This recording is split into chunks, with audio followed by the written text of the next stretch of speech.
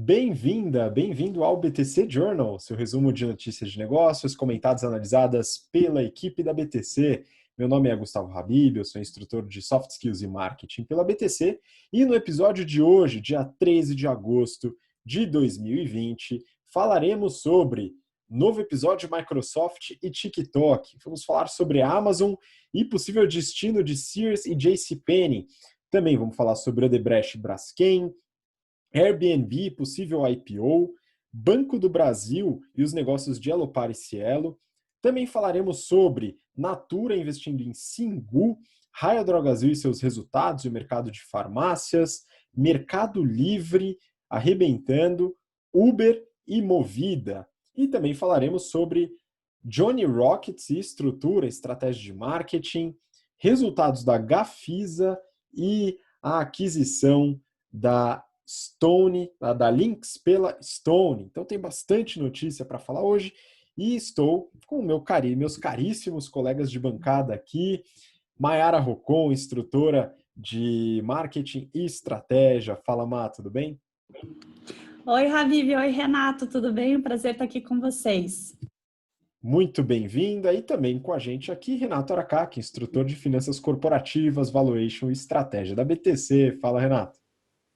Fala, Gustavo. Fala, Mayara. Fala, pessoal, tudo bem? Queria mandar um abraço aí, boas-vindas para os alunos do General Finance Program. Iniciamos nesse sábado aí a primeira turma do segundo semestre. Tem mais uma, né, que vai começar daqui 4 semanas, se eu não me engano.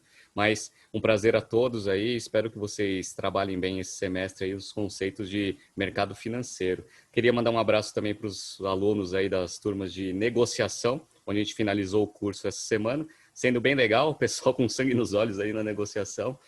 Espero que todo mundo tenha aprendido bastante.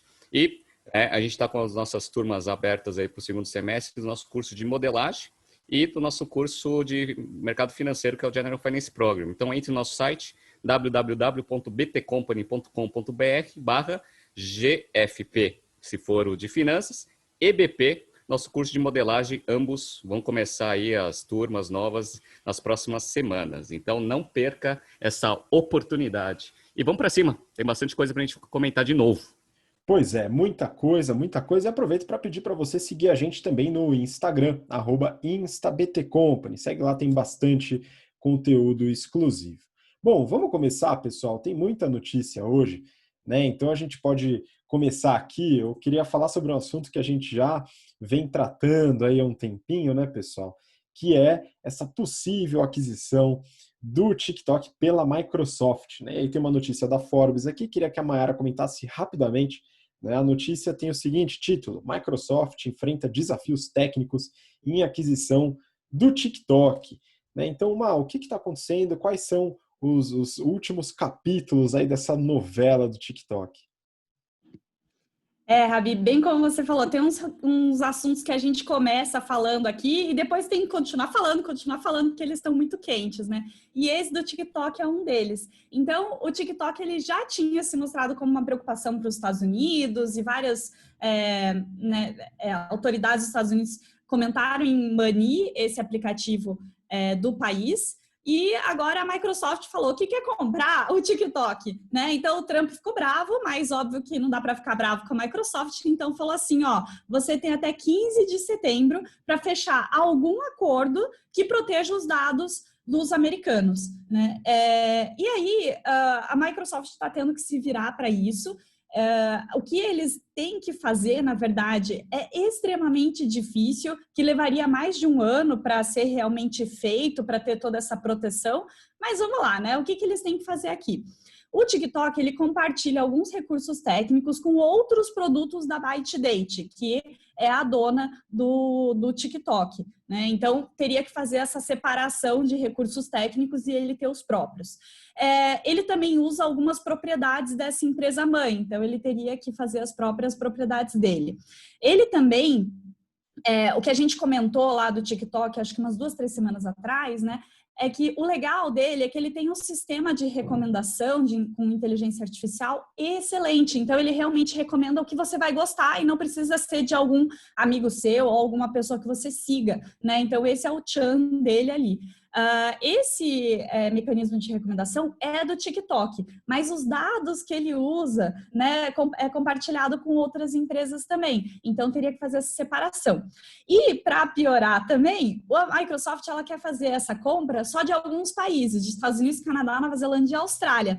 Então, teria que fazer a separação também por geografia. Então, isso é extremamente difícil, né? Então, para garantir todas essas separações, provavelmente demoraria mais de um ano. A Microsoft é a Microsoft, né? Ela tem cérebros e dinheiro para fazer isso, mas mesmo assim vai ser uma coisa muito difícil. Eu até fiquei pensando, cara, por que a Microsoft está fazendo isso, né? Esse negócio tão complicado. Claro que ela deve ter visto o TikTok como, pô, essa é a chance da minha vida de concorrer com o Facebook, porque eu imaginava que ela olhava o Facebook como algo que eu nunca vou conseguir brigar com, né? E o TikTok é uma boa oportunidade aí, né?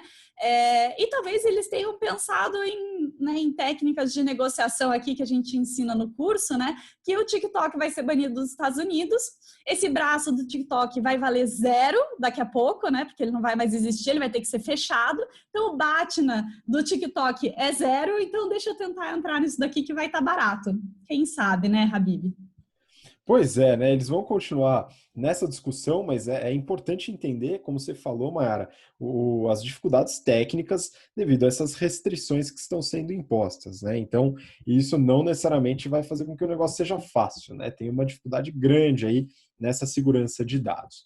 Bom, vamos seguir, aproveitando que a gente está falando de empresinhas pequenininhas de fundo de quintal, né? Vamos falar agora da Amazon, né? Então, eu peguei uma notícia aqui do Brasil Journal e o título é: o destino da Sears e JCPenney virar CDs da Amazon. Pessoal, CDs aqui está para centro de distribuição, tá, pessoal? E aqui, Renato, eu queria entender um pouquinho da sua visão, né, porque a gente já comentou sobre a JCPenney, né, e uma possibilidade, né, se eu não me engano, tem um analista de mercado, algum banco de investimento que falou possivelmente a Amazon poderia comprar o JCPenney, enfim. Mas agora parece que o negócio mudou um pouco, né? Como é que você vê esse movimento?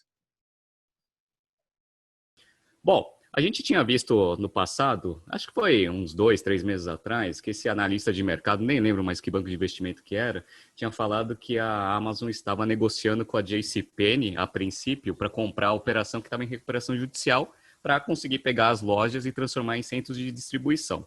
Uma coisa que a gente tinha comentado é que não fazia sentido nenhum essa notícia. Por quê? Porque se a JCPenney e a Sears estão em recuperação judicial, daqui a pouco elas vão entregar os imóveis para os proprietários e aí a Amazon consegue alugar esse negócio a preço de banana. O que aconteceu? Exatamente isso que a gente tinha comentado há 2 meses atrás. A Amazon viu que tem um monte de ponto vago, e esses caras, JCPenney e Sears, eles têm um problema, né? Eles causam um problema para o operador de shopping, que eles têm pontos muito grandes. Então, assim, a metragem média ali é de 9.000 metros quadrados de loja. Então, assim, não é qualquer um que consegue entrar lá e colocar a sua operação.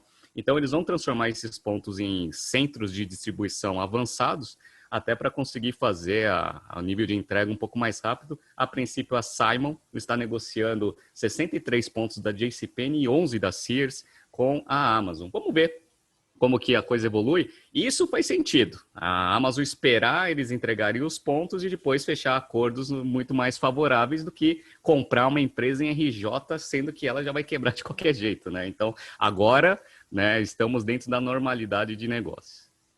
Exatamente, né, Renato? É muito importante sempre salientar aqui, né, que não é porque uma empresa está à venda que ela precisa ser comprada, né? Então, aqui, essa análise de mercado da compra da JCPenney, de fato, também concordei com você, Renato, que não fazia muito sentido na situação atual. Esse modelo já é um pouco mais interessante. Bom, vamos seguir para a próxima notícia, pessoal. Próxima notícia também do Brasil Journal, né? Aqui mudando um pouco de mercado, né? Então, a gente vai para seguinte título: Odebrecht diz que vai vender a Braskem.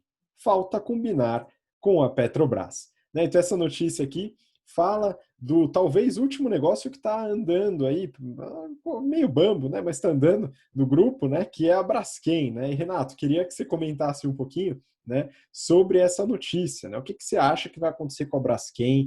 Né? Como que está esse ativo aí da Odebrecht que a empresa está indo, né, não está se recuperando tão bem ali desde o Joesley Day, né, pessoal?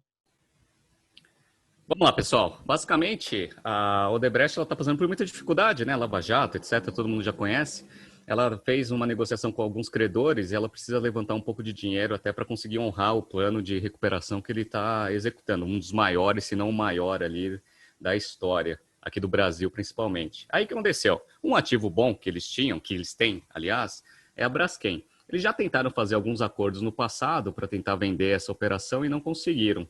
Deram até como garantia as ações da Braskem. Só que essa época era a época que a Braskem tinha um valor de mercado de mais ou menos 8 bilhões, que já está bem diferente da situação atual da companhia. Só para vocês terem uma ideia, eles divulgaram os resultados do último trimestre e o market cap deles agora é 3,3. Então a Odebrecht está numa posição meio ruim, porque ela vai fazer aquilo que é o contrário que todo mundo recomenda para você conseguir fazer um bom negócio, né? Que é comprar na baixa e vender na alta. Ele vai ser obrigado a vender na baixa, e esse que é o grande problema. E a própria Braskem, ela teve essa queda de valor de mercado, principalmente porque o nível de endividamento vem aumentando bastante. Então, o nível de endividamento deles chegou a 7,11, dívida líquida sobre EBITDA. E aí eu dei uma olhada, né, no perfil da dívida, e olha como que é a dívida dos caras, né? A dívida bruta deles é 11 bilhões e poucos de reais, sendo que desses 11 bilhões e meio, né, 11 bilhões e 200, 10 bilhões e 800 é em dólar. E aí eu fui dar uma olhada no perfil, né, dessa dívida em dólar. 74% dessa dívida em dólar, ela está pré-fixada. Então foi pré-fixado antes, né, das famosas quedas de juros mundiais aí. E aí tem 23% que é pós. Então, assim, ele está com uma dívida muito grande em moeda estrangeira, que, obviamente, a gente está vendo aí que o dólar está oscilando bastante, então está trazendo bastante dificuldade para o negócio. Então, vamos ver, né? Vamos ver. A Odebrecht, se ela não conseguir fazer essa venda boa desse ativo, o plano de recuperação dela provavelmente não vai ser executado. E aí, né, infelizmente, quando uma empresa ela não consegue executar o plano de recuperação judicial, ela vai à falência. Vamos ver, cena dos próximos capítulos, mas, né, vai ser obrigada a vender na baixa. Pois é, muito interessante, né? O ponto também do perfil da dívida da Braskem que o Renato falou, né? Isso é uma discussão que a gente já teve lá, falando da Suzano também, dos resultados, né? Da empresa ter uma dívida muito representativa em dólar, né? E vem aquela discussão, mas a receita, muita receita em dólar, porque exporta, aí tem aquele hedge natural. E tem que tomar cuidado com esse tal de hedge natural, né? Porque pode ter um descasamento tanto na questão do perfil da dívida pré-fixado, como o Renato falou, como também nos recebimentos e toda a parte de venda ela pode não estar casadinha com a parte de dívida. Então tem que tomar um pouco de cuidado com isso e, claro, no câmbio atual acaba sendo uma desvantagem. Vamos seguir, pessoal. Próxima notícia, mudando um pouco de mercado aqui, indo para o momento startup, hein, pessoal? Aqui eu quero um comentário da Mayara sobre essa notícia do Neofeed. Em um movimento surpreendente, Airbnb retoma planos de abrir o capital. Então, expectativa é que a companhia faça um IPO ainda em 2020, né, pessoal? A gente falou sobre o Airbnb, as demissões, né, e também que tinha desistido de fazer o IPO. Agora parece que está voltando esse negócio. E aí, Má, como é que você vê esse movimento? É isso mesmo que você falou, Habib. Então, eles já tinham falado de fazer a IPO antes, né? E eles são uma das maiores empresas aí de economia compartilhada que ainda não é aberta, né? Então, o IPO deles é super esperado pelo mercado. Bem, o que aconteceu com eles recentemente, né? Eles tiveram um prejuízo aí de 322 milhões de dólares nos primeiros meses, versus um lucro que eles tiveram no ano passado de 200 milhões de dólares. Então, eles estão sofrendo muito com a pandemia, não é uma novidade, né? E então eles acabaram tendo que puxar dos investidores 2 bilhões de dólares só esse ano para conseguir passar pela crise. Infelizmente, eles estão aí no caminho também da Odebrecht de vender na baixa, né? Eles chegaram a valer 31 bilhões de dólares lá em 2017, mas hoje eles valem 18 bilhões de dólares, né? Então, eu imagino que, bem, isso na verdade são fontes não oficiais ainda da empresa, que eles estão entrando com a papelada de IPO, isso deve acontecer até o final do ano, mas imagino que eles pensem que até o final do ano volte alguma valorização, não chega aos 31 bi de 2017, mas fique um pouquinho maior do que os 18 bi de hoje. E eles também estão tomando atitudes para poder segurar as pontas, não só com esse dinheiro que está entrando ou com o IPO, né? A gente até comentou já aqui que eles demitiram 25% da força de trabalho deles, que dá mais ou menos 1.900 pessoas. E aí, só como comparação aí, né, enquanto eles estão valendo 18 bi, o Booking está valendo 74 bi, né? Então, eles ainda têm um caminho aí para uma grande valorização, mas eles perderam muito mais com a crise do que o Booking, né? Então, vai ser uma época não tão legal aí para fazer um IPO, né? Eles estão em baixa, mas talvez até o final do ano eles recuperem alguma coisa. Pois é, vamos acompanhar e a gente já falou sobre o Booking. Bom que você levantou essa comparação, Mayara. A gente falou no detalhe sobre o Booking, já avaliamos, se eu não me engano, no começo do ano e atualizamos o resultado também agora no segundo TRI, né, no Journal da semana passada ou semana retrasada. Dá uma olhada, né, para procurar os episódios antigos. É mais fácil lá no YouTube, né, do que no podcast. Né, você pode procurar lá BTC Journal, Booking e acha tranquilamente ou vai na nossa playlist, tá? Então, muito bom. Agora vamos para mais uma notícia, agora bem rapidinha, que eu queria que o Renato comentasse. Essa daqui é da Exame e o título é BB e Bradesco contratam consultoria para separar negócio na Elopar e Cielo. Tem aqui uma frase: nada será decidido sem que haja interesse de ambas as partes, diz Rubem Novaes em teleconferência com jornalistas. Renato, o que está acontecendo aí nesse imbróglio todo acionário que contempla a Cielo, né, que é uma empresa que teve resultado aí que a gente comentou e não está tão bem assim, né? Bom, vamos lá. Pediram para a gente comentar essa notícia, até porque a ação da Cielo deu uma estilingada aí nesses últimos dias depois dessa notícia. Basicamente, o Banco do Brasil está querendo se desfazer de alguns ativos, até no plano, né, que o governo tem ali de tirar um pouco aí do peso estatal aí na economia. E aí eles estão vendo as subsidiárias. A princípio eles contrataram uma consultoria para fazer toda essa parte de separação, né, Elopar e Cielo. Eles têm lá toda essa operação junto com o Bradesco. Isso daí deu uma animada no mercado, principalmente na parte da Cielo. A gente analisou a Cielo na semana passada, ou semana retrasada, se eu não me engano, e a gente viu que eles tiveram prejuízo, que eles estão com bastante problema para se redefinir estrategicamente. Dizem fontes de mercado que até um dos grandes problemas da Cielo é sua estrutura societária, né? Que ser dona aí, ter dois bancos ali como donos. Então, a princípio, essa notícia foi boa para a Cielo, e as ações subiram bastante. Só que o que aconteceu, né? Essa semana o secretário ali de privatizações, ele pediu demissão, e aí as ações já desceram tudo de novo. Vamos ver aí cena dos próximos capítulos. Hoje mesmo a gente vai falar sobre uma concorrente da Cielo, que fez uma operação muito interessante no mercado, e vamos ver, né, como que vai ser agora a cena dos próximos capítulos. A princípio tem essa consultoria que está vendo aí como que eles vão fazer a separação. Se o Bradesco comprar, né, a parte do Banco do Brasil nessas operações, eu acho que vai ser bem interessante para o mercado. Uma coisa que eles já falaram que a Elopar eles vão tentar abrir capital. A gente já analisou também aqui os resultados da Elopar aqui. E para a Cielo, eu acho que vai ser bom, porque ela consegue ter uma liberdade um pouco maior, ou pelo menos se integrar na estratégia do Bradesco, para conseguir se renovar aí no mercado de adquirência. Vamos ver, cena dos próximos capítulos aí, a gente vai acompanhando. Exatamente. Agora vamos seguir, como o Renato falou, a gente ainda vai falar sobre o mercado de adquirência ainda neste episódio, então acompanha até o final, né? Vamos agora mudar um pouquinho de setor, né? Eu peguei uma notícia do Valor Econômico. Natura investe na plataforma digital de serviços de beleza Singu. Agora eu quero comentários da Mayara, né, nossa especialista aqui em bens de consumo, conhece bastante a Natura, né? O que é a Singu, né? Como que se dá esse modelo de negócio e como que você acha que isso se encaixa na estratégia da Natura, hein? Então, vamos lá. Essa notícia também foi pedida por um aluno, né? E vou deixar um reminder aqui. Hoje saem os resultados do segundo TRI da Natura, mas provavelmente eles ainda não vão comentar disso, porque foi agora no terceiro TRI. Mas a Natura, então, fez aquisição de parte da Singu. Ela não falou exatamente quanto e nem qual porcentagem, quanto ela pagou, mas falou que ela pode depois fazer a compra total da empresa, né? Ela vai ter esse direito de aquisição. A princípio, eu olhei e eu falei, poxa, Natura, você já fez tanta aquisição grande, tá aí tendo dificuldade de fazer a integração da The Body Shop, o que você vai comprar essa empresa? Serviço, né? Só vai dar problema.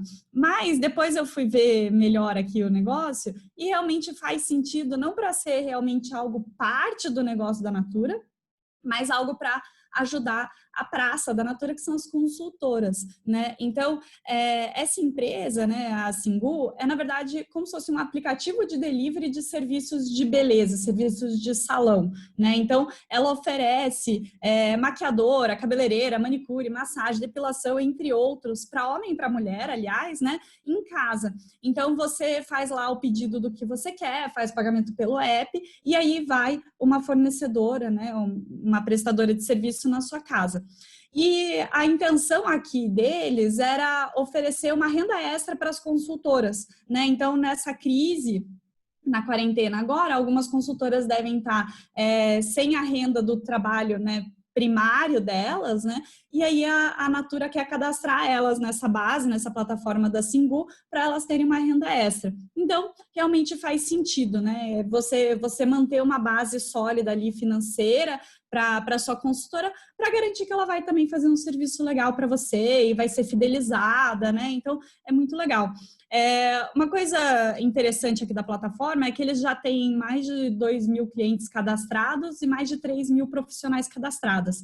Essas profissionais cadastradas, não necessariamente todas já vendem Natura. Então, também é um ótimo mercado-alvo para a Natura né, conquistar aí mais consultoras, né? Então, não custa nada uma cabeleireira que já é cadastrada no Singu levar a revistinha da Natura ou então mandar o aplicativo da revistinha da Natura para cliente que ela for cortar o cabelo em casa. Então, para eles também é um ótimo sourcing de consultoras. E outra coisa legal também, eles estão fazendo um serviço que é o Singunal, que deve ter algumas restrições de localização e serviço, mas que você consegue pedir né, a prestação de um serviço e em até 40 minutos receber a prestadora em casa, né? Então, parece ser uma plataforma muito legal aí. Imagino que a Natura vai deixar isso como algo separado do business, tocando por si só, que eles não vão dar opinião na parte de operação mesmo, que eles só vão pedir para fazer uma comunicação com as consultoras e pedir para fazer uma comunicação das próprias, né, das prestadoras de serviço atual para virarem consultoras. De resto, eu imagino que não vai ser algo para entrar no business mesmo de Natura. Pois é, parece um movimento interessante, né, pelo que você colocou, mas para essa estratégia de praça que a Natura tem, expande, né, e traz bastante força. Lembro que quando a Natura lançou o e-commerce, né, dela, ela ainda manteve as consultoras no centro do negócio, né, então era um ponto importante aí, né, não abrir mão dessa praça mesmo trazendo tecnologia, né, Renato? Eu só queria comentar um negócio, que esse tipo de notícia, quando solta esse tipo de notícia na semana da divulgação de resultado, vamos ver semana que vem, né? Vai ser hoje a divulgação de resultados. O que eu estou esperando é que o resultado da Natura não vai ser muito bom, né? Então o pessoal divulga uma notícia bem na semana da divulgação, porque eu acho que os números talvez não estejam tão bem. Vamos ver, semana que vem eu analiso para vocês se eu estou certo ou se eu estou errado. Vamos ver. Muito bom, né? Hoje é quinta-feira, né? Hoje é quinta-feira, então sabe como é, né? RI das empresas escolhe a dedo o dia em que o resultado vai sair e as notícias que saem antes, né? Também, quem sabe, tem alguma conversa aí nesse sentido. Vamos acompanhar. Provavelmente a gente vai falar do resultado da Natura na semana que vem. Então fica aí o compromisso, hein, Renato? A gente conversa sobre isso. Próxima notícia, pessoal, aqui também ainda no mercado de consumo, né? Mas indo mais para a parte de farmácias, pessoal. Trouxe uma notícia aqui do Valor Econômico, né? Eu queria aqui alguns comentários do Renato, né? Gosta bastante desse setor. Raia Drogasil, lucro cai 67,7% no segundo trimestre, para 44,7 milhões de reais. Renato, então temos aí o mercado balançando, aí o mercado de farmácias, né? O varejo farmacêutico, e a Raia Drogasil soltou um resultado que aparentemente não é tão bom assim, né? Como é que você viu esse resultado? Vamos lá, 3 meses atrás a gente divulgou e analisou os resultados do primeiro trimestre e eles mesmos já tinham avisado o seguinte: eles tiveram uma antecipação de venda em março, que fez o resultado do primeiro trimestre ser muito forte, mas eles já estavam observando que abril a venda foi bem pior do que em relação ao ano anterior. E aí se concretizou esse cenário que eles tinham desenhado, o segundo trimestre não foi tão bom assim. Então, eles tiveram lá uma receita de 4,7 bi, um crescimento em relação ao mesmo trimestre do ano passado de 6,3 em termos de receita, só que a margem bruta caiu 1 ponto percentual de 29% para 28%, o que fez também a margem EBITDA cair de 8,2 para 4,9% no mesmo período do ano passado, né? Então, uma queda de margem operacional, que culminou também numa queda de margem líquida aí de 3,6 para 1,3. As vendas, em termos de categoria, elas continuaram mais ou menos na mesma proporção, então ficou lá com 25% de perfumaria, 21% de OTC, os genéricos representando ali quase 12%, e as marcas 41,7%. Eles tiveram um aumento de market share na cidade principal deles, que é São Paulo, então passou de 24,7 para 25,5. E também teve um aumento de market share no Sudeste. São os locais ali que eles preferem ali, que tem a grande concentração de marcas, de lojas. Então, eles mantiveram ali os 13% de market share que eles têm no mercado total. Eles perderam market share no Centro-Oeste. E aí, depois a gente vai até comentar um pouco sobre isso. Enfim, uma coisa que preocupou bastante o mercado foi o Same Store Sales que sempre foi positivo, agora ficou negativo, né? Teve uma quedinha aí de 2,6. Só relembrando, Same Store Sales é a performance das lojas que estavam abertas no mesmo período do ano anterior. Então, teve uma queda de 2,6. A princípio, eles falaram que em julho o resultado já está normalizando, então eles acham, né, estão com boas perspectivas que eles conseguem fazer as lojas performarem melhor aí no terceiro e no quarto tri. Uma coisa que também não foi muito boa foi o quê? O capital de giro.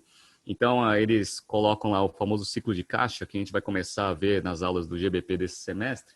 Eles estavam lá com um ciclo de conversão de caixa em torno de uns 55 dias. Sempre foi, né, um reloginho esse negócio. E aí ele deu uma aumentada forte, foi para 80 dias de ciclo de conversão de caixa no segundo trimestre. Por quê?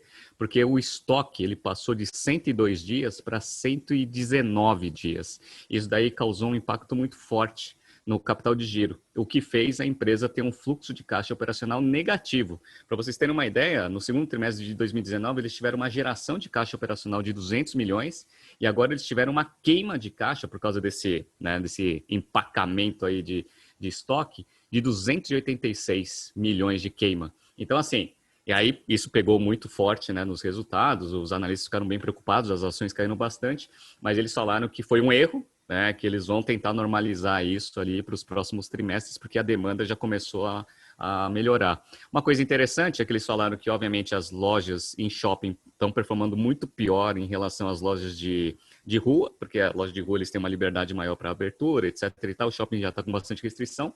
E a coisa mais interessante que eles anunciaram nos resultados foi que as lojas em bairros nobres, eles estão com performance pior do que as lojas em bairros mais baixos, né, que atende um público um pouco mais classe B, C e D. Então, o que mostra que o lockdown, ou, né, no nosso caso não é lockdown, né, a parte de pandemia, de você ficar em casa, nos bairros mais nobres o pessoal vem fazendo mais porque tem condições para fazer, então eles, né, performam, né, vão menos para as farmácias, e aí nos bairros mais periféricos a economia continua rodando e aí a performance das lojas está melhor. Interessante isso, né, até para ver um pouco do desenho ali de como está andando a pandemia. Enfim, o resultado foi ruim, mas eles estão com boas perspectivas de melhorar isso para os próximos trimestres. E vai ter que melhorar, porque agora o mercado está meio forte. Aí a Panvel fez o follow-on, a Pague Menos fez a abertura de capital, e tem aí umas conversas aí de algum M&Azinho aí da operação da concorrente grande deles, esqueci, a Pacheco, né?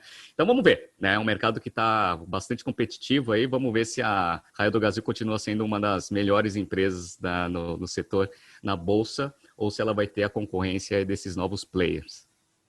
Pois é, se tem uma coisa que os concorrentes têm hoje é dinheiro no caixa, né, pessoal? Depois do follow-on, de IPO, o negócio tá sobrando dinheiro aí nas farmácias. Vamos ver como esse mercado se dá. Como a gente falou aqui, né, um mercado extremamente pulverizado, a líder de mercado tem 13% market share, né, então a gente deve acompanhar de perto. Bom, seguindo, pessoal, no varejo ainda, né, mas mudando um pouquinho o mercado de novo, peguei uma notícia para a Mayara comentar aqui, do valor econômico. Na pandemia, Mercado Livre acelera ritmo de expansão das vendas, né? Então aqui a gente tem os resultados do Mercado Livre, né, que saíram. E, Mayara, eu queria entender um pouco melhor o que é isso, né? O Mercado Livre parece que explodiu o seu valor de mercado, né? O Mercado Livre explodiu o valor de mercado, enfim, desculpa por isso, gente. Bom, por favor, Mayara, comenta aí. Então, Habib, com essa pandemia, o pessoal aprendeu a comprar online e o Mercado Livre está surfando nessa onda, né? Então, agora eles divulgaram aí o resultado do segundo TRI. O Mercado Livre, ele atua em 18 países, o Brasil é um deles, mas representa mais ou menos metade da receita, né? Então, no Brasil, eles divulgaram que eles dobraram o volume de pedidos no segundo trimestre de 2020 versus o segundo trimestre de 2019. A receita no Brasil cresceu 87% e foi para 465 milhões de dólares. Globalmente, nesses 18 países que ele é presente, né, a receita cresceu 61%, foi para 878 milhões de dólares e o lucro líquido não só cresceu como a receita, mas ele quase quadruplicou, né? Então, ele cresceu aí 245% e foi para 56 milhões de dólares. Então, a empresa soube surfar na onda, não só aumentar a receita, como aumentar pra caramba a rentabilidade. Muito legal. E aí eles falaram assim, será que isso vai continuar, né? A gente falando do novo normal, como será que vai ser? Eles falaram que eles tiveram um aumento aí de 30% de novos usuários, foi para 17 milhões nesse segundo TRI, e que eles estão sentindo um comportamento muito parecido entre junho, julho e agosto. Então, eles imaginam que sim, o brasileiro aprendeu mesmo e incorporou o hábito de comprar online, mesmo com essa recente abertura do comércio, o brasileiro continuou comprando nesses últimos meses de julho e agosto. Mas a gente vai ter que esperar para ver o resultado do terceiro TRI para confirmar, né? Por enquanto, fica aí só uma pressão nos outros varejistas online quando eles forem lançar o resultado deles, que o Mercado Livre foi o primeiro. O Mercado Pago, que a gente até comentou semana passada, que fez uma parceria com o PayPal, também cresceu, teve um crescimento aí de 142%. Então, tá tudo muito bem. E aí vocês devem ter ouvido a notícia, como o Habib comentou, que o market cap do Mercado Livre aumentou para caramba no mercado e ele chegou a passar a Vale em valor de empresa e ser a empresa da América Latina mais rentável, né? Então, ele ficou aí, na verdade, uns 2 bilhões de dólares, mais ou menos, mais valioso do que a Vale. Só que, né, olhando aí os valores de ontem, de valor de mercado e valor de dólar, a Vale já voltou a ser mais valiosa, então a Vale está com 58 bilhões de dólares de market cap e o Mercado Livre com 55. Mas isso deve oscilar, até porque os dois estão em mercados muito diferentes, né? Então o mercado pode subir, o outro pode cair, o dólar sobe, o dólar desce, né? Mas tá aí super valioso. E confessar que quando eu vi essa notícia, eu falei assim, caramba, né? Mercado Livre mais valioso que a Vale, né? Nossa, mas a Vale tem lá minérios e tal. Mas realmente, né? Quando você olha ali as empresas mais valiosas do mundo, né? A Amazon está ali entre as top 3, né? Então, ela está no top 3 com a Apple, a Microsoft. Então, faz sentido, né? Uma empresa de varejo online ser tão valiosa assim. E a gente olhando, né, um pouco mais para frente, serviços também sendo mais valioso. Então, é isso, né? Então, o Mercado Livre super performando e aumentando o valor de mercado. Pois é, né? Então adquiriu um valor realmente expressivo, né? O Mercado Livre acompanhando um crescimento, né? Talvez até mais representativo do que os grandes players aqui no Brasil, né? A gente falou da Magazine Luiza, acompanha lá, a gente falou dos resultados e falamos também da Via Varejo. Então, pessoal, não deixem de acompanhar os episódios anteriores. Se você chegou aqui de paraquedas, por acaso, a gente avalia toda semana uma porrada de empresa, notícia, resultados. Então, deem uma olhada, tá, pessoal? Bom, vamos seguir. Aqui uma queridinha também do mundo de startups, queria que o Renato comentasse aqui. Essa notícia é da Forbes. Uber sofre impacto da pandemia, mas vê receita de entregas de comida dobrar. Né, Renato, Uber de novo, né, eu não preciso nem perguntar se teve prejuízo, né, mas o que está acontecendo aqui? Como que a Uber está se virando nessa pandemia aí, segundo os resultados do segundo TRI? Vamos lá. Bom, que dá prejuízo, todo mundo já sabe, então isso daí não é surpresa para ninguém. Uma coisa que a gente tinha analisado, principalmente pelo desespero do Uber em tentar fechar uma aquisição de alguma empresa na parte de delivery, então ela tentou lá o Grubhub primeiro e não conseguiu, porque o Just Eat comprou, e aí depois ele foi atrás do Postmates e aí ele conseguiu fechar essa operação. Beleza. Por quê? Porque a gente estava analisando que, obviamente, o seu negócio principal, que é o Mobility, estava provavelmente indo muito mal, e a parte de delivery seria uma boa notícia que ele ia dar nos resultados do segundo trimestre. Foi exatamente o que aconteceu. Então, eles tiveram uma queda de valor transacionado de 35% nesse segundo trimestre em relação ao segundo trimestre do ano passado, uns 10 bilhões ali de dólares contra 15, né, no mesmo período do ano passado.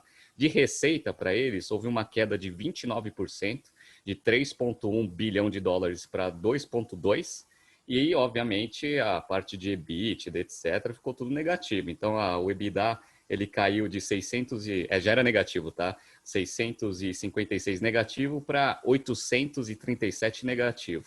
E aí, a gente vai ver a composição da receita deles. Então, o que caiu, né? Então, o que caiu de receita, 67% caiu, foi a parte principal dele, que é a parte de mobilidade. Beleza, então, caiu uma queda aí de 67%. Agora, a receita de delivery cresceu, mais do que dobrou, 103% de crescimento. E é legal porque a proporção também da receita do Uber mudou bastante com a pandemia. Então, 20% mais ou menos da receita do Uber no segundo trimestre de 19 era a parte de delivery. Agora passou de 50%, quase 60% foi delivery. Então, eles tiveram lá 1 bilhão e 200 de receita de delivery, né, num total de 2 bilhões e 200. E aí, obviamente, a parte de mobility foi para o espaço. Então é interessante, né, ver essa mudança aí de estrutura.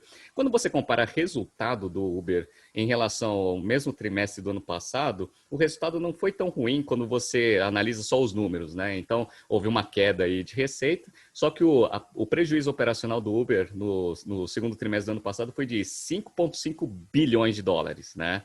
E agora foi 1,6. Aí você fala assim, ele teve um prejuízo de 1,6 contra 5,5, então foi melhor, né? Não foi melhor, porque no ano passado ele teve que reconhecer um pagamento em stock-based para pessoal de R&D, etc., que não tem efeito caixa. Então, quando você pega lá o fluxo de caixa das atividades operacionais, comparando os primeiros 6 meses de 2020 com os primeiros 6 meses de 2019, a queima de caixa foi muito parecida. Foi 1,6 bi ano passado contra 1,5 esse ano. Então, assim, o Uber ainda está com caixa forte, porque fez abertura de capital, fez uma captação de mercado. Ele estava com 11 bi no começo do ano, está com 7 bi 700. Então ainda tem caixa para queimar para caramba. Ele, né, só fazendo um update das notícias, ele desistiu da parte de patinete, né, a Jump. Ele foi lá e fez até uma baixa contábil nesse resultado aí da Jump.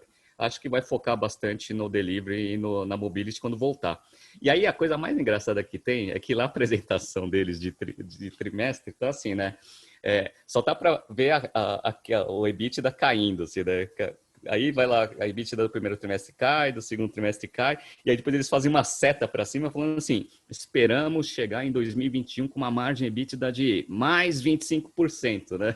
E eu acho assim, como que eles vão fazer isso eu não sei, né? Porque o negócio principal deles, que é o delivery, tem EBITDA negativo, né? Então, dado que eles estão crescendo a representatividade disso, a tendência é que o EBITDA fique pior ainda. Mas, né, o gráfico tá bonitinho, tá parecendo aqueles gráficos que a gente viu do SoftBank, né? Então, ó, setinha para cima, rentabilidade vai subir. 2021, pode esperar que 25% de margem EBITDA a gente vai entregar. Vamos ver. A gente vai estar aqui mesmo ano que vem, né? Então a gente vai analisar.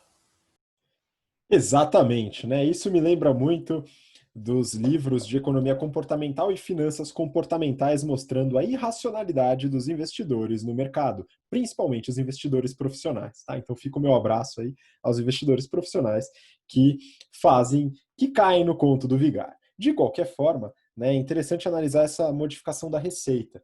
E aí, trazendo aqui um pouco ligado a essa notícia, né, falando de carro, né, a gente tem uma notícia que saiu hoje de manhã, né, e aqui do Valor Econômico. Movida vê receita de serviços crescer 23% em julho.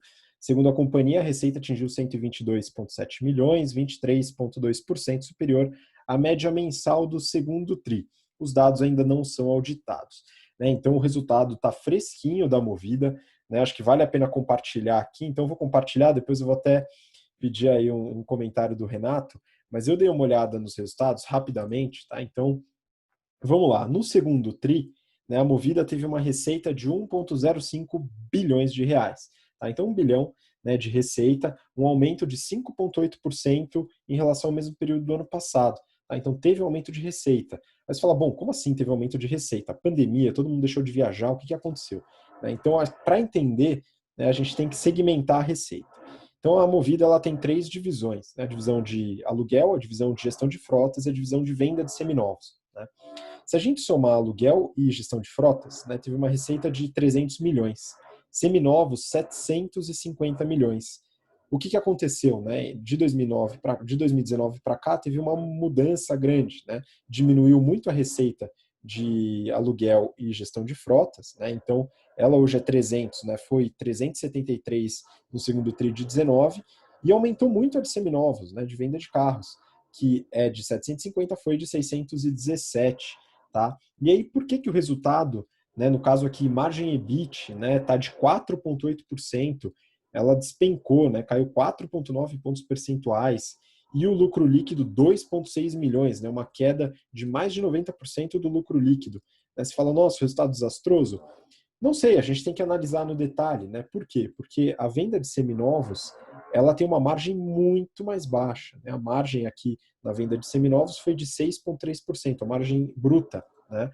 Já da parte de aluguel de veículos, foi de 27,7% e de gestão de frota, 50%. Então, o resultado no final caiu porque as vendas aumentaram muito na parte de venda de seminovos, que tem uma margem bruta muito mais baixa. E aí alguns outros dados, antes do Renato comentar, ocupação de veículos, pessoal, praticamente não caiu. Então eles conseguiram manter a ocupação aí cerca de 73%, né? E falando de seminovos um pouco, né, a receita cresceu muito porque eles tiveram recorde na venda de carros, né? Foram 18,5 mil carros vendidos no trimestre, aumento de 15% em relação ao mesmo período do ano passado, e a maior venda trimestral desde 2017, aliado ao maior ticket médio, né, vamos dizer assim, o valor de venda médio, que foi de R$ 40.600, né, isso daí valor por carro médio, tá, pessoal? E para terminar, o ROIC, né? Então o Renato gosta muito do ROIC, né? Os caras conseguiram manter um ROIC adequado, caiu um pouco, né, cerca de 1 ponto percentual, mas está em 9% o ROIC da Movida. Renato, esse modelo, né, da Movida, ele permite essas mudanças, né? E talvez o resultado não seja tão desastroso assim. Como é que você vê isso aí? Não, olhando como que a Movida ela vem ajustando a sua operação à nova realidade, eu acho que eles estão fazendo um belo de um trabalho. Então a gente vê lá nível de ocupação mantendo ali em torno de uns 73, 74%. Então o que eles fazem, né? Eles vão lá, eles têm um monte de carro, eles sabem que a demanda não vai ser mais da quantidade que eles tinham previsto no ano passado. Estão vendendo bastante carro até para fazer caixa, e aí a operação ela tem uma rentabilidade um pouco menor, porque a gente até estuda isso na disciplina de matemática financeira. Você ganha dinheiro como, né? Você compra o carro, utiliza ele bastante ali no aluguel e tem um time perfeito para você vender ele e recuperar o dinheiro. Então, eles estão vendendo com uma margem um pouco melhor, estão ajustando ali a quantidade de carros até o nível de ocupação para ir ajustando a nova demanda, e aí eles estão mantendo o ROIC, né, em níveis altos, aí, principalmente com as referências de mercado que a gente tem, Selic a 2%, etc. e tal. Então isso é muito legal, né? Eu estou vendo que a Movida ela vem se ajustando de forma operacional de uma forma que está mantendo uns indicadores interessantes. Acho que é um case interessante para a gente ver aí de ajuste operacional, e isso daí é muito bom, a gente gosta bastante da Movida por causa disso. Isso é uma das coisas. A outra coisa que eu vou falar aqui, acho que você também vai falar um pouco sobre mercado de real estate, é que existe uma mudança de hábito, né? Principalmente com taxa de juros a 2%. Que é o quê? Antes fazia todo sentido você alugar o carro e não ter o carro, etc e tal. Todo mundo, a gente via lá, né, na internet um monte de gente fazendo conta. Para que eu vou ter carro? É melhor alugar, etc e tal. Agora com taxa de 2%, né, de rentabilidade, talvez comece a fazer sentido você começar a ter os ativos, né? Porque sai um pouco mais barato, né? Em termos de rentabilidade futura, você ter o carro ou não. Então, até esse é um dos impulsionadores aí da venda de seminovos. Primeiro por causa de pandemia, né? Todo mundo vai querer evitar aí ao máximo quem puder transporte público, né? E tem também a parte da taxa de juros. Então, isso daí é uma mudança de hábito que vai acontecer se mantiver essa taxa de juros de 2% ou menor, eventualmente, e que a gente vai analisar também quando você falar sobre real estate.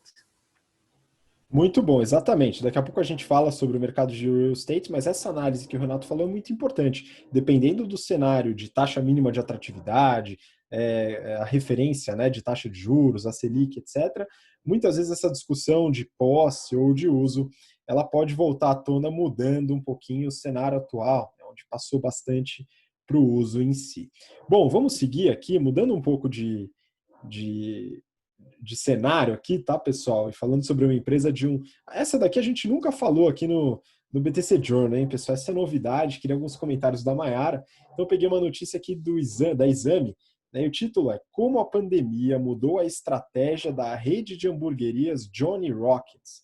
Pessoal, eu vendo a notícia aqui na minha tela, comecei a ficar com fome. Esse negócio da gente gravar antes do almoço é um problema. De qualquer forma, né, eu queria entender um pouco, Mayara, sobre a estratégia, né, o marketing mix, se a gente pode falar assim, da Johnny Rockets. Né? Acho que você trouxe alguns pontos interessantes para a gente analisar. Conta um pouquinho sobre a empresa, sobre o que está acontecendo de mudança com a pandemia.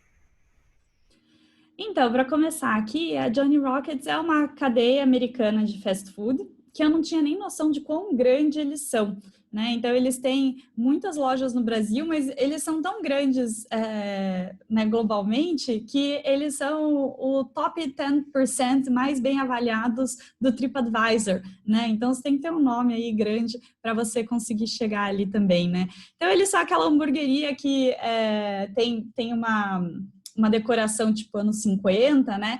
E é cardápio típico de hamburgueria, né? Mas o legal aqui é que a gente comenta nas nossas aulas, né? Olha o tanto que a pandemia mudou os negócios, né? E talvez a parte de restaurantes tenha sido o que mais mudou, porque você ficar de portas fechadas não dá. Agora, você ficar de portas abertas do jeito tradicional também não dá, né? Então, eles tiveram que mudar toda a proposta de negócio deles. Então, eu trouxe aqui uma análise dos 4Ps, né? Do mix de marketing do Johnny Rockets, para a gente ver essas mudanças à la estilo aula, né? Então, começando aqui com o produto, então, eles mantiveram aquele hambúrguer, né, do jeito tradicional, qualidade tradicional deles. O que eles fizeram aqui foi diminuir o portfólio, né? Então, eles diminuíram em 30% as opções do cardápio deles para poder se adaptar melhor à parte digital, à parte de entrega, à parte de aplicativo e também diminuir a complexidade do portfólio, né? Então, você consegue também ter uma eficiência financeira ali, né? Você tem eficiência financeira por eficiência operacional. Aí o segundo ponto aqui é a parte de preço, né? Então, por mais que eles tenham mantido os preços dos hambúrgueres deles, eles fazem bastante promoção também, né? Eles incluíram, por exemplo, o pagamento por QR Code. Então, mesmo que você vá pessoalmente num restaurante retirar, você consegue fazer o pagamento por QR Code e aí você não precisa que ninguém pegue o seu cartão de crédito e depois você recebe o cartão de crédito de novo, ou então pega na cédula de dinheiro. Então, quanto menos contato, melhor. O QR Code traz isso. E eles também aumentaram os pagamentos por meio digital, né? Quando a gente olha a praça, aqui foi a grande mudança que eles trouxeram. Então, eles já tinham as lojas físicas, né? Então, você vai lá, pode sentar na mesa, como um restaurante normal. Eles faziam pick-up nas lojas, então você pega na loja e come em casa, por exemplo. Eles tinham também uma opção que agora eles aumentaram, que é o pick-up por uma janelinha. Então, como se fosse um drive-thru, mas na calçada, né? Então, é legal também que você pode pegar e comer sem o contato do restaurante. E eles tinham também a entrega, que era 17% antes da pandemia e chegou a representar 40% no pico aí da pandemia. Só que olha que legal, com tudo isso que eles foram fazendo, eles conseguiram, até agora que eles já abriram 25 dos restaurantes, manter a parte de delivery em 32%. Então, provavelmente, eles conquistaram aí um hábito novo do cliente ou um cliente novo que não comia na Johnny Rockets, mas que agora está pedindo, né? Então, conquistou esse cliente, né? E aí, como que eles fazem essa parte de entrega? Eles têm o próprio aplicativo deles, que é o Johnny Go, mas eles também atendem por vários aplicativos de delivery. Então, eles estão super presentes nessa parte de pedir entrega. Para também fortalecer as entregas, eles fizeram algumas dark kitchens, que são aquelas cozinhas que não atendem cliente, elas são só para delivery. E isso deu tão certo que eles já deixaram 15 milhões de reais separados ali para investir em abertura de novas dark kitchens com os franqueados atuais. Então, está dando super certo. E o legal dessas dark kitchens é que o investimento para abrir uma unidade é 10 vezes menor do que para abrir um restaurante normal.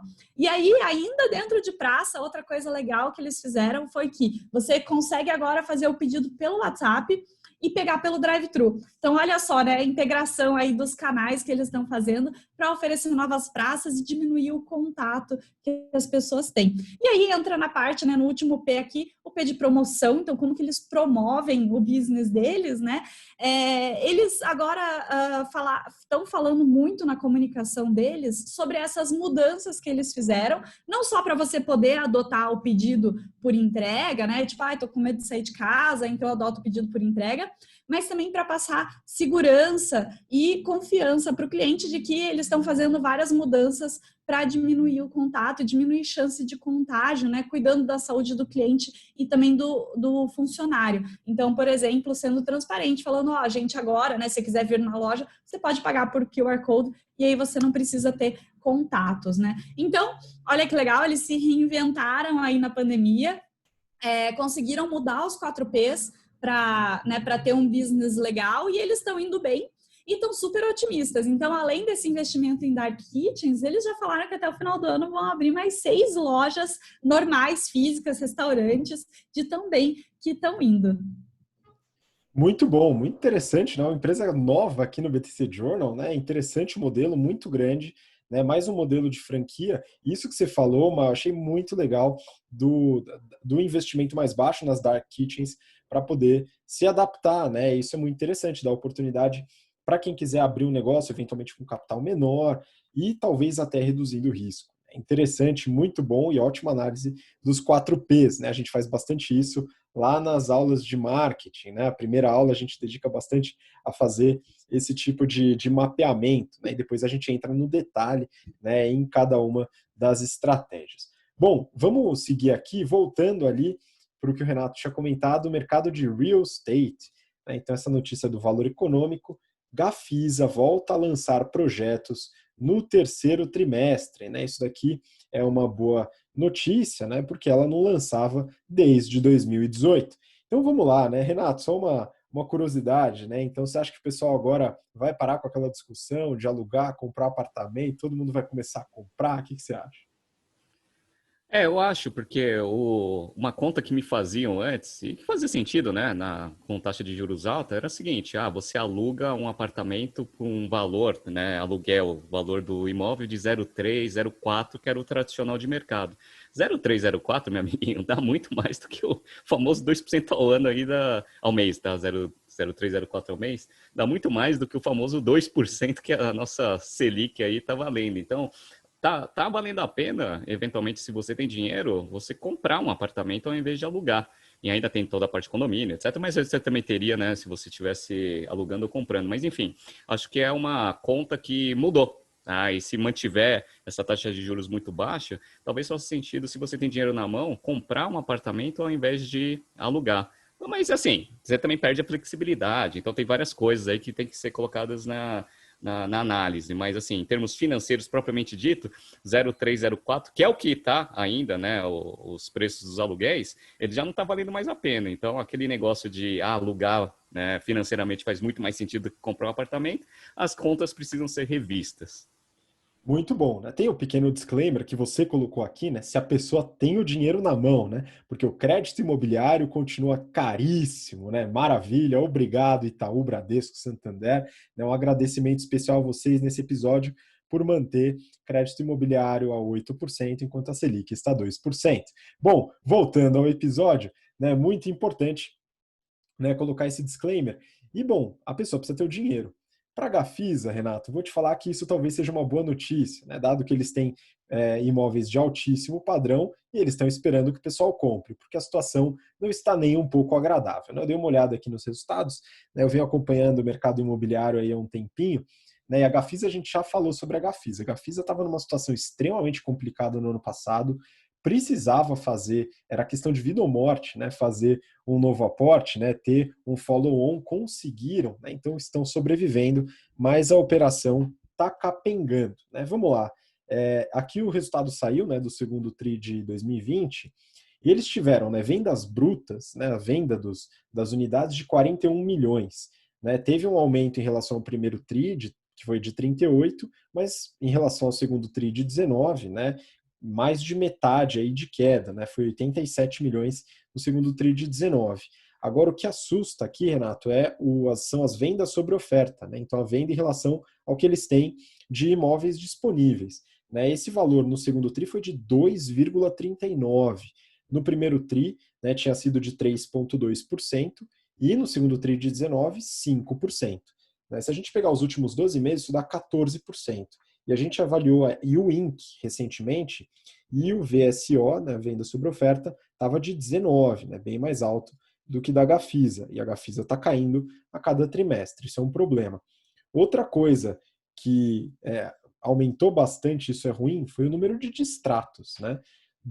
No primeiro TRI tinha sido 10 milhões, agora foi de 21,5 milhões. Né? Aumentou bastante o número de distratos. Isso fez com que as vendas líquidas caíssem muito, né? 19,8 milhões contra 28,6 no primeiro TRI, né? E 48,4 no segundo TRI de 19.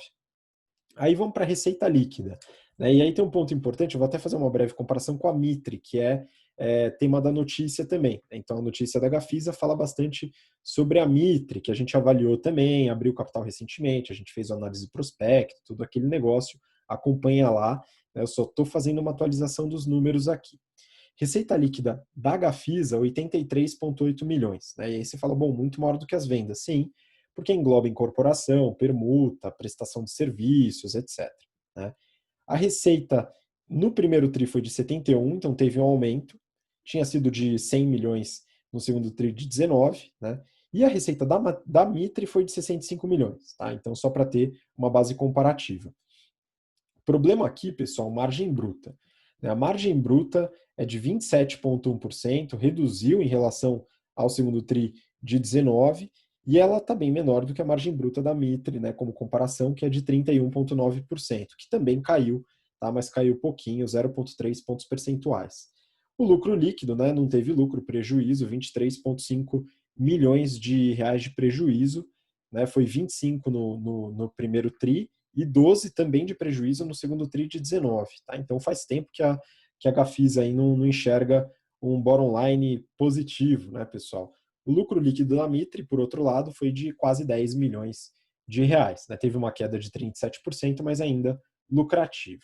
Agora, o que me preocupa de verdade, tudo isso, Renato, tá ok, a Gafisa tem bastante caixa, né? Tá com um projeto, começou a ter projeto novo agora, né? Mas é o seguinte, tem dois pontos aqui que me preocupam bastante. O primeiro é o perfil da dívida. Então, eles reduziram bastante a dívida, tá, com esse follow-on, mas ainda tem uma dívida razoável, aí 673 milhões de reais de dívida bruta. Só que o perfil é assustador, Renato. Assim, são 412 milhões dessa dívida de 663 que estão a 7 a 14% pré-fixado, né? E tem uma parte que é 143% do CDI. Né? Debenture, que é uma parte um pouco menor, tem debenture que está com IPCA mais 7,8%. É muito cara, né? Essa parte pré-fixada está muito sem noção. Tem uma parte da dívida que está CDI mais 3 a 5%. Né? Então, se a gente for comparar com a Elbor, né, você vai lembrar, Renato, que a gente avaliou a Elbor, né, que ela fez uma mudança no perfil da dívida muito forte. Né? O CFO fez um excelente trabalho, né, reduzindo muito o custo de dívida. Fazendo como? Trazendo as dívidas basicamente para CRI e cédula de crédito bancário, com custo de CDI mais 2 ou 3%. Tá? Tem debenture com CDI mais 1%. Então, essa mudança, né, ela foi importante para a Elbor, poderia ser importante para a Gafisa, que está pagando muito caro nas suas dívidas, e isso prejudica com certeza o resultado. Tá? Então, grande parte da dívida está em SFH, né, Sistema de Financiamento Habitacional, que é caro, não é tailor-made, né, como o CRI costuma ser. Né? Tá com caixa, então beleza, vai sobreviver, né, só que olha o estoque, aqui é interessante, né? Eles têm um dado de giro de estoque, né? Claro que isso não está no resultado divulgado para o acionista, né? Isso está lá escondidinho, lá no auditado, né? Então tem que dar uma cavocada.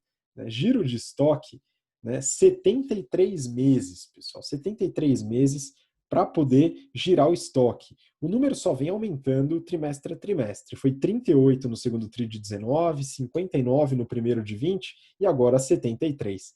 É um cheirinho de bolha aí, né, pessoal? Complicado.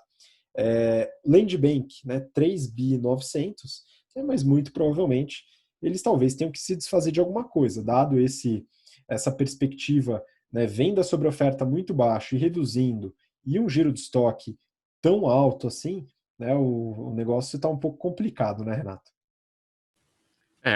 Não vai ter muita saída não. Com essa dívida cara e com bastante estoque, eles vão começar a girar esse negócio. E aí aquele negócio que eu tinha falado lá de valer a pena comprar ao invés de alugar, se você tiver dinheiro, obviamente, vai começar a ser uma oportunidade. Fica observando ali o que a Gafisa vai fazer com esse monte de apartamento para ver o que ela consegue, né, fazer aí de promoção para conseguir girar um pouco e quem sabe não criar algumas oportunidades. Mayara, acho que você queria comentar alguma coisa, né, nesse sentido. O que você queria comentar? Ah, não, que a gente estava falando que o crédito imobiliário continua alto, né? O Bradesco e o Itaú têm aumentado de 0,1, tem diminuído, na verdade, 0,1 em 0,1, né?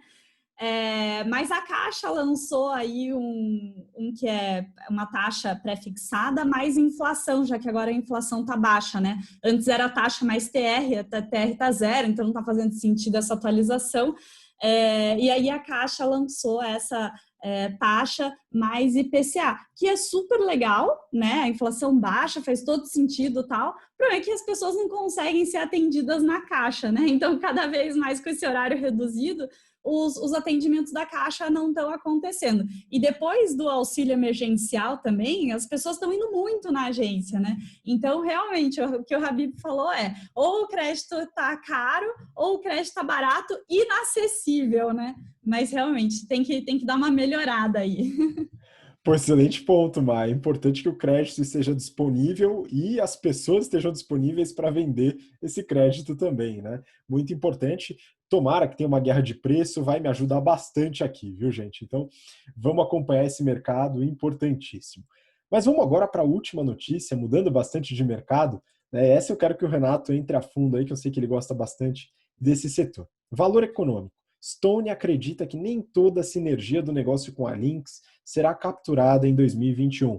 Né? No entanto, para Thiago Piau, a fusão já deve contribuir com o lucro da companhia no próximo ano. Então temos uma boa, né? Uma notícia importante aí no mercado recentemente, que foi essa aquisição, né? A oferta da Lynx, aí, da Stone, pela Lynx, né? Adquirindo aí para suas operações, e aí tem essa discussão toda de sinergia. Renato, conta um pouquinho dessa análise aí. O que você pode falar sobre a Stone, essa entrada na Lynx? O que a gente tem que ponderar aí? Beleza. Essa é uma operação muito bacana da gente analisar e eu vou falar um pouco sobre os resultados tanto da Stone, bem rapidamente, vou falar também da Lynx, que acabou de divulgar, e aí depois a gente analisa um pouco dessa operação. Essa operação ela foi divulgada e teve um impacto muito forte nas ações da Lynx. Né? No dia deu mais de 34% ali de crescimento, foi um espetáculo ali para quem era acionista da Lynx. Infelizmente, né, não é o meu caso, né? Mas vamos lá. A Stone, ela teve a divulgação dos seus resultados e a gente estava até esperando esse resultado porque a Cielo, ela teve o seu primeiro prejuízo trimestral aí que a gente analisou. Então, vamos ver se o mercado em si está ruim do jeito que pareceu com os resultados da Cielo. Obviamente, aconteceu exatamente a mesma coisa do primeiro trimestre, né? A Cielo está mal, mas a Stone foi bem. Então, a Stone, ela teve um crescimento ali de 13,8% na sua receita, tanto a receita operacional quanto a receita financeira, né? O lucro financeiro, mas ele teve uma queda mesmo de resultado operacional, então o lucro antes de imposto ali caiu 23% e o lucro líquido também caiu 22,5%. Então, a margem líquida ficou 22,5% contra 33%. Mas assim, cara, continuou lucrativo e com uma margem de lucratividade excelente. Então, a Stone, ela continuou bem, né, nas suas operações. Ela fez aqueles ajustes operacionais que a gente divulgou, então ela deu uma redução no quadro rápido ali, etc. Fez uma carta para o mercado e a gente analisou isso, legal. Beleza. Então, essa é a Stone. Então, o resultado do segundo trimestre não foi ruim, foi relativamente bom, foi bem pior do que o ano passado, mas ela está ajustando a sua operação e está rentável ainda, né, diferentemente da Cielo. Já a Lynx, que a gente já analisou aqui também, a Lynx é software de gestão. Só que ela vem diversificando bastante seus negócios. Então, ela tem lá aquele ERP, né, o Enterprise Resource Planning, e ele é muito conhecido por ser o ERP queridinho do mercado de varejo, né? Não é o queridinho, mas pelo menos é o que mais tem cliente ali nesse segmento. Eu já trabalhei com Lynx bastante. Qual que é a beleza desse negócio? Receita recorrente, né? Mais de 85% ali da receita deles é receita recorrente dos clientes, né? Que é modelo de assinatura, royalties, etc.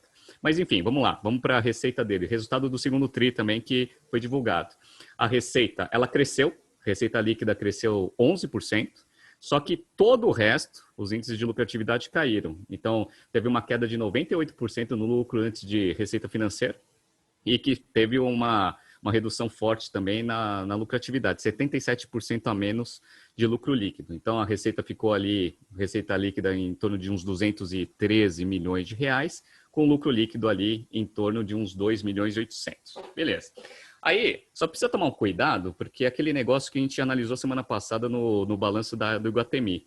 A receita está forte, mas você tem que saber de quanto daquela receita você realizou de fato, né? Porque todos os varejistas estão com bastante problema, né? Porque pandemia, fechamento, quarentena, etc. Aí eu fui dar uma olhada no fluxo de caixa, e o fluxo de caixa caiu bastante. Ano passado, no mesmo trimestre, eles tinham tido uma geração de caixa ali em torno de 40 milhões. E agora, nesse trimestre, eles tiveram uma geração de caixa de 14. O que aconteceu? Um monte de cliente não está pagando. Então, o contas a receber deles cresceu do início do ano de mais ou menos os 276 milhões para 322 no fechamento do segundo trimestre. Então, o que acontece? Você reconhece a receita, mas o cliente não está te pagando, né? Então, você vai postergando os contratos ali para o cara pagar lá na frente, mas você reconhece a receita, mas você não tem a geração de caixa. Perfeito. Então, esses são os resultados das duas empresas. E aí, o que aconteceu? A Stone, ela já vinha num movimento de tentar diversificar o seu negócio. Por quê? A gente até brinca aqui no BTC Journal que meio de pagamento é uma coisa que todo mundo está fazendo. Acho que foi há 2 semanas atrás a gente viu que até o Grupo Ultra está fazendo meio de pagamento, etc. Só a BTC não tem seu meio de pagamento. Então, meio de pagamento virou commodity. Mercado péssimo aí. Então, as empresas estão com bastante movimento de diversificação. A Stone é a que eu vejo que está melhor. Então, o que ela está fazendo? Ela está fazendo bastante movimento para comprar softwares e agregar um pouco de valor também no seu serviço. Então, ela comprou vários softwares lá para fazer ERP para pequenos e médios estabelecimentos, que é o público-alvo deles. Então, eles começaram a fazer para restaurante, etc. e tal. Perfeito. Então, eles estão no movimento de ir para o mercado da Lynx, que a Lynx ela gosta mais de clientes médios e grandes, no varejo também. E a Lynx, ela também começou a fazer, em 2018, os meios de pagamento. Então, ela fez lá a sua operação e inaugurou a Lynx Pay, que também, dado que é o maior software de gestão de varejo, se eles conseguissem capturar boa parte das transações dos clientes atuais, o negócio ia mais que triplicar lá o valor de mercado da Lynx. Então, assim, é a Lynx indo para meio de pagamento e a Stone indo para a parte de softwares. Então, o que eles decidiram? Falaram assim, mano, estamos aí no cenário de pandemia, está uma desgraça total, por que a gente não une forças? E aí parece que essas conversas já aconteceram há 2 anos atrás e que agora, né, com esse cenário atual, a coisa andou. E, de fato, tem bastante sinergia se você for pensar nas duas. A receita combinada das duas empresas, se for concretizado direitinho esse negócio, vai para 3,6 bilhões. E aí é coisa pra caramba. E é legal porque a Stone ela tem pequenos e médios negócios e a Lynx ela tem médios e grandes clientes. Então você não tem tanta sobreposição assim de clientes, então você adiciona bastante coisa. O que dá bastante oportunidade de quê? De cross-sell. De você conseguir vender produtos que a Stone vem desenvolvendo para clientes da Lynx e pegar clientes da Lynx e pegar produtos que são oferecidos ali na estrutura da Stone. Então é legal, tá? Tem bastante sinergia. Então, quando eles falam lá da combinação dos negócios, eles colocam 3 pontos principais, né, de sinergia. Primeiro, meio de pagamento, porque aí você une os dois. Tem um estudo do Goldman Sachs que ele fala o seguinte, né? Hoje, a Stone ela tem 7,6% de market share contra 40% lá da Cielo. Quando juntar com a Lynx, vai chegar próximo de 9,4%, que já é um market share relevante. Tá? Então, é interessante isso, né, em termos de participação de mercado. Então, primeira coisa, a unificação dos meios de pagamento. Legal. Segundo, A Estônia ela vem criando bastante serviços financeiros, né? Assim como a Cielo também está falando que vai entrar na parte de crédito, a Estônia também fez o FDIC, antecipação de recebível, etc. Também você vai conseguir pegar todos esses serviços financeiros e oferecer para os clientes da Lynx. Olha que legal, tá? E a parte de software. Então, você pode pegar lá toda a tecnologia da Lynx para software para médias e grandes empresas e fazer isso para pequenas também. Então, olha as grandes, né, sinergias aí operacionais, sem contar toda a parte de despesa que vai conseguir acontecer. Enfim, tá? É uma transação bacana, tá? O mercado gostou, as ações da Lynx subiram bastante. Vamos ver agora. Uma coisa é aquele negócio que a gente fala, uma coisa é você, no racional do negócio, fazer sentido. Outra coisa é, uma vez que você comprou, você juntar as operações e capturar a famosa sinergia, né? Então, cena dos próximos capítulos, mas pela eficiência operacional que a gente observa na Estônia, acredito que vai ser um movimento interessante aí, vai ser um player bem forte nesse mercado. Muito bom, né? Importantíssimo fazer essa diferenciação que você pontuou aqui, Renato, que é o cálculo da sinergia, colocar aquilo numa planilha e ver como que aquilo pode se concretizar. A gente faz isso no GBP, né? Então é importante, mas é razoavelmente simples se a gente puder colocar assim. Agora, operacionalizar a sinergia, aí sim o bicho pega, mas a Stone, né, tem mostrado aí uma qualidade operacional, né? Vamos acompanhar, ver como isso acontece, né? Mas o que o Renato colocou aqui é muito interessante saber que essa sinergia pode acontecer e seria bastante benéfica. Bom, essa foi a última notícia do BTC Journal desta semana. Então, queria muito agradecer a presença de vocês, Mayara. Muito obrigado pela participação de novo. Obrigada, Habib. Obrigada a todo mundo que está assistindo a gente. Quero mandar aqui um abraço para as turmas desse semestre, que vou começar a dar aula esse sábado e na semana que vem para algumas turmas da semana. Então, talvez a gente se encontre aí. Muito obrigado, né? O pessoal vai sofrer aí na sua mão, né? Mas é isso aí, acho que a experiência vai ser boa para os alunos e alunas que a gente tem hoje. Renato, muito obrigado também, de novo. Obrigado, pessoal. Tomem cuidado. Turmas de sábado, a nossa gestora Raiz aí vai começar a dar aula, né? Então, se preparem aí para as aulas de comunicação, tá? Então, um grande abraço a todos. Até semana que vem. Tchau. Muito bom, né? Olha só que injustiça, né? A Mayara já pegou o apelido de gestora raiz, né? Mas talvez seja injusto, hein, fazer essa comparação. Bom, muito obrigado, pessoal. Obrigado você que ouviu ou assistiu a gente até agora, pelo interesse, pela paciência. Claro que voltaremos a falar aqui contigo de novo na semana que vem, né? O BTC Journal segue e nos vemos então no próximo episódio. Um grande abraço, até lá. Tchau, tchau.